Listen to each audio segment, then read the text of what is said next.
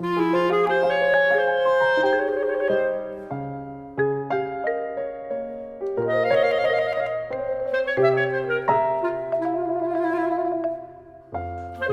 et bienvenue dans ce 6e magazine de TV Auxois.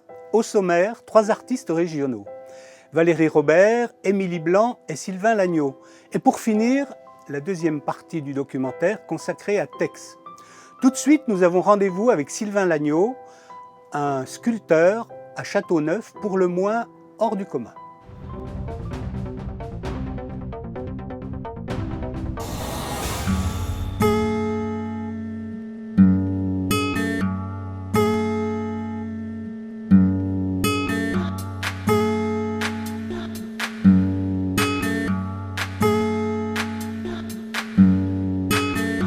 Étrange. Étrange parce que d'un morceau de bois, tu fais une statue, d'une pierre qui a des milliers d'années, voire des centaines de milliers d'années, tu fais une statue. Raconte-moi un peu comment est venue cette passion. C'est même plus qu'une passion, je dirais, au départ, pour commencer par là. C'est un sens à ma vie. Apprendre à lire la matière, tous les bois, toutes les pierres, ça me permet de découvrir des choses au quotidien. La fibre du bois, les mouvements de sève, la manière dont s'organisent les différentes forces qui régissent en fait un peu la matière. Le principe physique inhérent à chaque matière m'intéresse beaucoup, me parle beaucoup. À partir de là, j'ai pris le pli de raconter des histoires que j'essaye d'ancrer sur une symbolique qui nous soit commune, ancienne, voire très ancienne, pour donner un peu de sens, un peu de contenu aux histoires que je raconte.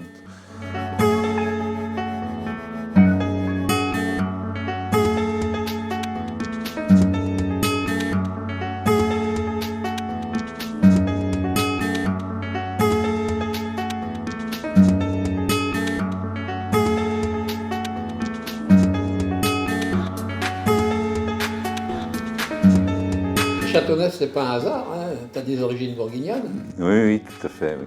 En réalité, je suis parti longtemps de la Bourgogne. Je suis revenu il y a environ 11 ans pour me rapprocher de ma famille. C'est un village chargé d'histoire, chargé de beaucoup de choses. Avant d'être un site touristique, c'est un carrefour de civilisation très intéressant, important, et aujourd'hui encore. Et oui, ça nourrit avantageusement les histoires que je pourrais aborder.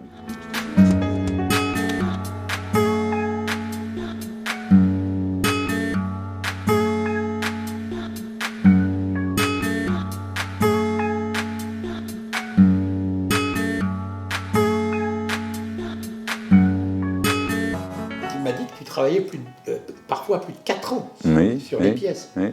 Et effectivement, comment tu peux arriver à les vendre à t'en séparer? Bien, en réalité, je n'ai pas trop de difficultés par rapport à ça. Déjà, pour une bonne raison, c'est que je ne vends pas des tonnes. L'avantage que j'ai en fonctionnant de cette façon-là, c'est qu'à 80% des pièces qui sont parties, en peinture ou en sculpture, les gens, j'espère, achètent quelque chose qu'ils ont aimé, qui les a touchés, mais surtout, ils le font avec la conscience de participer à un engagement, le mien. Et ça, c'est un bien précieux.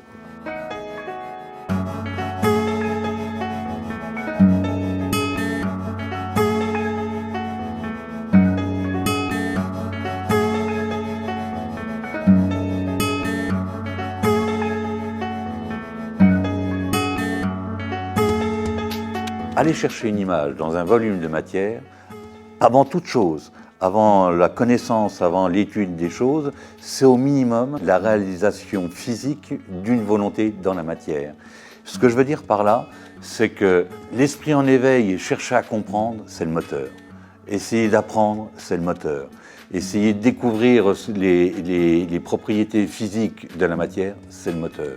Il n'y a pas besoin d'études particulières, si ce n'est l'envie et savoir ce qu'on est prêt à mettre dans cette envie pour qu'elle prenne forme.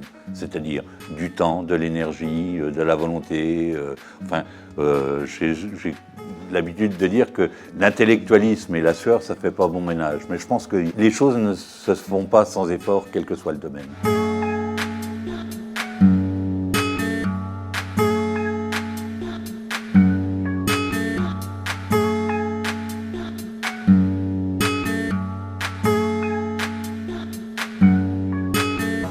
La sculpture que tu fais au départ, tu l'as dans ta tête, oui. Tu l'as dans ton cœur. Oui. Mais quand tu es confronté à la matière, forcément, elle doit évoluer. Pas tant que ça. Au départ, quand j'ai commencé à sculpter, les anomalies de la matière, c'était toujours une catastrophe, en fait, dès que j'en voyais une arriver. Et très rapidement, j'ai compris qu'en réalité, c'est pas du tout ça. À chaque anomalie, maintenant, je me fais une fête, une joie à l'avance, parce que je sais que c'est un plus.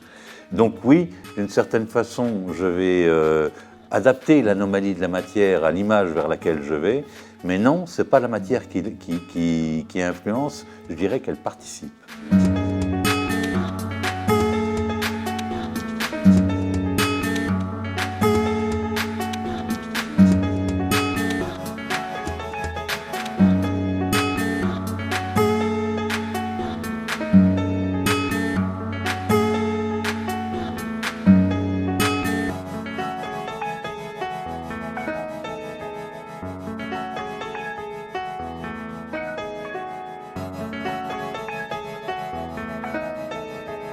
À notre première rencontre, tu m'as dit quelque chose qui m'a frappé. Tu m'as Oui. dit, un jour, j'ai tapé dans un caillou et ça a changé ma vie. Tout à fait, c'est J'aurais tout à fait très ça. mal tourné. Et, Oui.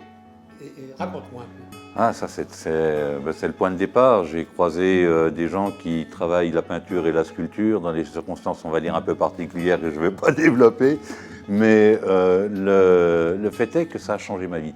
Ce contact avec l'élément m'a donné, ce premier contact en réalité, avec une pierre de Bourgogne, m'a donné la révélation de ce qui allait se passer sur les 30-35 ans qui ont suivi jusqu'à aujourd'hui, où j'ai compris dans quoi j'allais engager mon existence.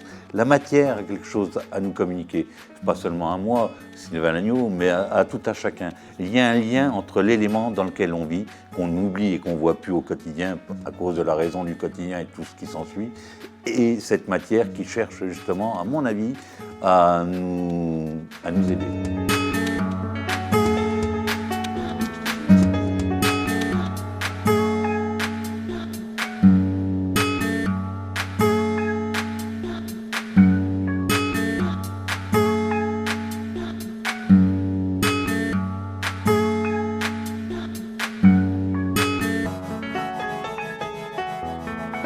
Je sais qu'une de tes pièces se trouve en Bourgogne, c'est une table grenouille. C'est ça, une table nénuphar avec une grenouille dessus.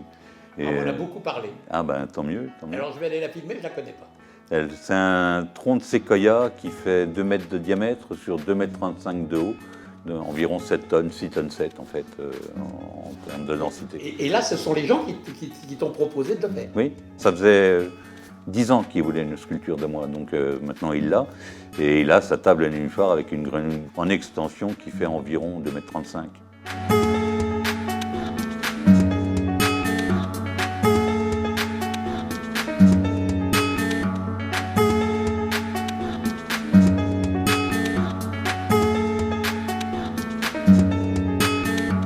Merci beaucoup de nous avoir accueillis. Ben, merci à vous en tout cas d'avoir pris le temps et l'attention surtout nécessaire pour essayer de parler de mon travail, ça me touche beaucoup aussi.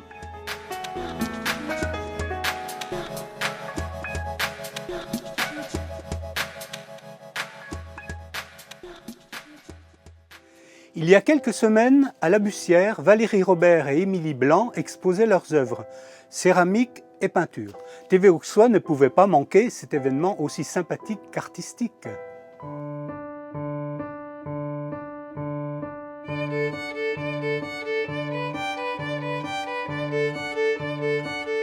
Dites-moi, vous avez transporté vos bonnes bouilles là, de Vigny à La Bussière. Expliquez-moi un peu votre parcours. J'ai fait un petit tour en Saône-et-Loire entre Bligny et La Bussière. J'ai rencontré des gens avec l'association des Trois Vallées qui nous ont ouvert la porte avec une autre artiste, peintre de La Bussière. Nous exposons donc à l'ancienne école, place de la Mairie.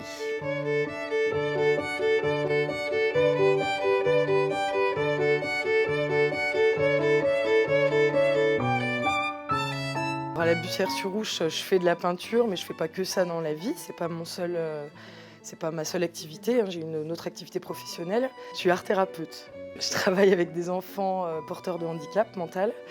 Et puis à l'aide de la peinture, justement, j'utilise ça comme une médiation à visée thérapeutique.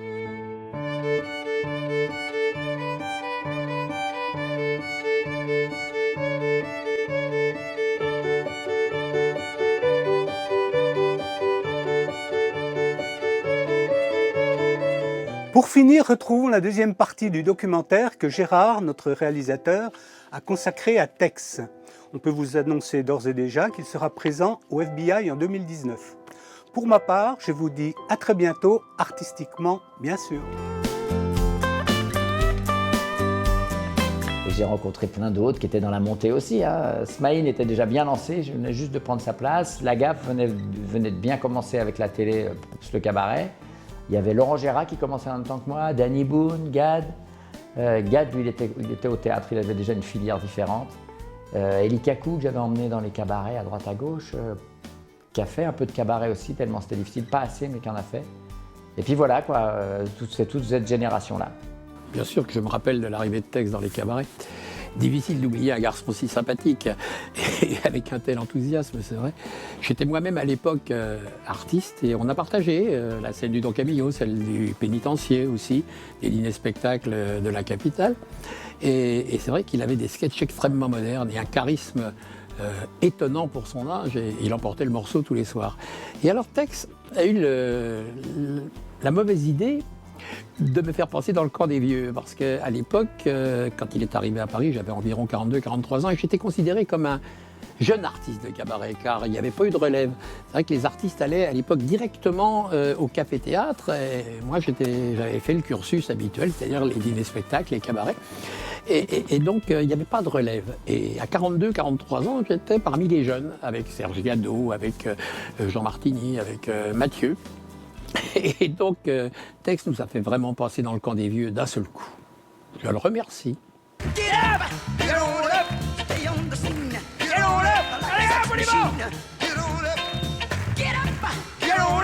Salut les gars! C'est Jackie! Jackie Tom Tom, le chanteur de 80 ballets. T'as vu la patate que j'ai? Gare à toi, Nick Rivers! Oh, j'ai une patate! Habituellement, je chante dans les maisons de retraite. On m'a dit, viens à Montrouge, il y a du monde. Ah bah, 80 galas par an, je fais dans les maisons de vieux. J'y vais l'année d'après, c'est plus les mêmes. Oh, je cartonne, hein. Alors, j'ai une combine, je pique les chansons des autres et je les refais moi-même. Souviens-toi, ça parlait de tachycardie. L'important, c'est l'arthrose de l'impotent. C'est une maison de vieux. Laisse les béquilles à Denise. Les jolies coloscopies de vacances. On aura tous un panari. Après avoir été directrice au pénitencier, j'avais repris la direction d'un autre cabaret dîner-spectacle de Montmartre qui s'appelait Chez ma cousine. Et un jour, bien des années plus tard, j'ai eu besoin de lui pour une soirée. Et j'étais un peu ennuyée, ça faisait un moment que je ne l'avais pas vu et tout ça. Et Gérard Delalou me dit, bah, écoute, téléphone-lui, il n'y a pas... appelle-le. J'ai appelé Tex et il m'a dit, pas de problème, je viens. Alors ça, c'est assez étonnant. Parce qu'ils ne sont pas très nombreux à réagir comme ça. Souvent, ils démarrent au dîner-spectacle, au cabaret, et puis ils aiment autant l'oublier assez vite. Et malheureusement, ils n'ont aucune attache, aucune reconnaissance en fait aux endroits d'où ils sont partis. Mais Tex, ce n'est pas le cas. C'est un garçon qui a du cœur. Humainement, c'est quelqu'un de très très bien. Je me rappelle que ce garçon avait la manie de perpétuellement changer, de chercher de nouveaux sketchs ou même de modifier des sketchs qui marchaient bien et il les modifiait perpétuellement. Il les améliorait et tout. J'ai des souvenirs assez extraordinaires parce que il est parfois dangereux de changer un sketch qui marche bien. Donc j'ai des souvenirs assez cuisants. C'est vrai qu'il y a eu des moments où ça patinait un peu dans la semoule parfois. Les vieux, on est rêvé, mais c'est pas comme les petits cons, là. Tu les vois, les gamins de 12 ans, 13 ans avec leur téléphone, tu crois qu'ils sont plus rêvés avec nous? Tu les vois avec leur téléphone? T'es où? T'es derrière moi? Ah bah passe devant que je te vois. Oh non, bah attends, alors que nous, t'as vu la patate? Hein, vous voulez encore d'autres chansons, là? Vous voulez que je vous fasse mon dernier album? Allez-y, ouais, allez, Jackie. Allez, calmez-vous, les poumons d'acier. Bon, je vous fais mes dernières chansons. L'amnésique, l'amnésique. Tagada, voilà Parkinson. Il m'a aimé toute la nuit, mon grabataire. Je me fous de monde entier. Moi, je m'appelle Mémère, au fémur cassé. J'avais pas vu le trottoir, je me suis ramassé. Obladi, oblada. Y a rien, mais je l'aime bien. Le souvenir le plus sympathique que j'ai de Tex, c'est qu'on a partagé quelques semaines tous les deux une vie dans les îles des Caraïbes, car nous avions été faire l'inauguration d'un dîner-spectacle d'un de nos amis sur l'île de Saint-Martin. Et là, j'ai quelques souvenirs de fumant, de fêtes et de rigolades avec Tex, dont une, on était parti sur une île voisine en voilier avec un catamaran qui s'appelait Axial, qui était à l'époque le plus grand catamaran du monde, qui avait 2 grandes ailes de chaque côté sur lesquelles il faisait charter. Donc sur ces ailes, les gens bronzaient et tout. On était parti aller manger des langoustes dans une île voisine. Et quand on est revenu, il n'y avait plus de vent. Et on a mis une traversée qui devait faire 1h30, 2 heures, on a dû mettre 6 heures à la faire. Et Tex et moi, sur les ailes de ce catamaran, on a fait l'animation. Et alors donc, on a fait toutes nos conneries, tout ce qu'on sait faire, tout ce qu'on savait faire à l'époque, qu'on sait faire encore maintenant. Et je me souviens qu'à l'arrivée donc à Saint-Martin, il était juste l'heure de monter sur scène. Et il s'est avéré que tous les gens devant qui on avait fait les cons toute la journée, eh ben, c'était nos clients du soir. On n'avait plus grand-chose à leur dire. Ça, je me rappelle de cette journée, de cette soirée assez exceptionnelle. Pendant que je faisais le cabaret, j'allais faire les scènes ouvertes de café-théâtre, où là je me confrontais à Palmade, Muriel Robin qui débutait, Roumanoff et tout, là, mais je faisais ça en même temps. Je faisais les festivals du rire aussi en parallèle, et les gens ne savaient pas trop d'où j'arrivais. À chaque fois ils me disaient mais il vient d'où lui? On en a entendu parler mais on ne sait pas trop ce qu'il fait, on ne sait pas d'où il vient, il ne joue pas à Paris. Si, il joue tous les soirs mais dans les cabarets, il faut juste venir quoi. Et donc j'avais un vrai professionnalisme par rapport à ces gens-là. Et donc j'ai fait en même temps j'avais cette carrière parallèle. Et puis au bout de 3-4 ans de cabaret, Jacques Maillot m'a fait entrer aux Deux Ânes pendant 2 saisons. Donc là ça t'assied un peu plus, t'as ton nom à l'affiche à Paris, etc. Et là j'ai profité de cet élan-là pour rentrer au Blanc Manteau, pour rentrer à la télévision, etc. J'étais plus lancé. La télé, j'ai toujours été à la télé finalement quand j'y pense. Après, quand je suis revenu, j'ai eu la classe pendant 3 ans. Quand la classe s'est arrêtée, il y a eu des petites émissions ponctuelles de ci, de là. Et puis après, il y a eu La Fureur avec Arthur. Et puis après, il y a eu le bingo. Et dans la foulée du bingo, il y a eu l'ouverture pour être présentateur des Amours. Parce que j'étais à Dien Bien Phu. Dien Bien Phu. Avec le Gérald Billard, le comique. J'étais dans le fond de la cuvette, il y en a un qui a tiré la chasse. Oh, non, tout a été refait en titane de chez Krupp. Hein. Même le fion, une balle coupée. Quand je pète, ça siffle. Je veux dire qu'on est sur le coup, en tout cas, parce que ça va y aller, hein. On est là, on est prêt à attaquer. Toute la marine est ressortie, vous avez vu, on a ressorti le Charles de Gaulle. Notre merveilleux Charles de Gaulle, le porte-avions tellement grand que quand l'avant est en guerre, l'arrière ne le sait pas. On a ressorti toute notre flotte spéciale, on a même fait des nouveaux bateaux. On est en train d'expérimenter le Manuel Valls. C'est un espèce de petit Zodiac très nerveux qu'on a refait sur le modèle du Sarkozy. Ça va à droite, ça va à gauche, hein. Il sera certainement au départ de la route des Roms. Bon, enfin bref. Ah, on a tout, toute la flotte est prête. On a également ressorti le DSK, hein, le sous-marin. Enfin, le sous-marin, il peut pas plonger, on n'arrive pas à lui rentrer de périscope, dis donc. Bon problème. Au centre de la flotte, alors là, on a une très belle frégate au centre de la flotte, le Berrou-Borloo, toujours au milieu. Hop, pas à droite, pas à gauche, au centre de l'Armada, Ramayad, Aventura, Ramayad. Bon, bref. Ah bon, on est sur tous les coups, on a du bateau, attention, hein. Et on a surtout le navire amiral, là, le François Hollande qui est devant, là, majestueux. Un gros trou dans la coque, c'est le seul à pas savoir qui va couler. Et ce qui est étonnant, c'est que j'ai été pris à plus d'un casting sur 2. À la Famille en Or, ils ont dit on a un contrat avec Laurent Cabrol, on est obligé de le garder, sinon c'est toi qui ferais ça. Louvain, je te dis, c'est moi qui l'ai dit, je le fais pas. Il y avait aussi un jeu que le jeune a présenté sur la 5, un jeu de Jacques-Antoine.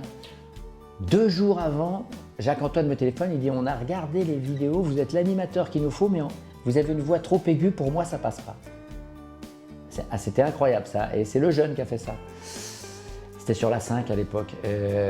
Après, le millionnaire, j'ai été choisi, le bingo, j'ai été choisi, et puis les amours, je suis arrivé, et c'était une évidence, quoi, une espèce pour moi, et pour eux beaucoup moins.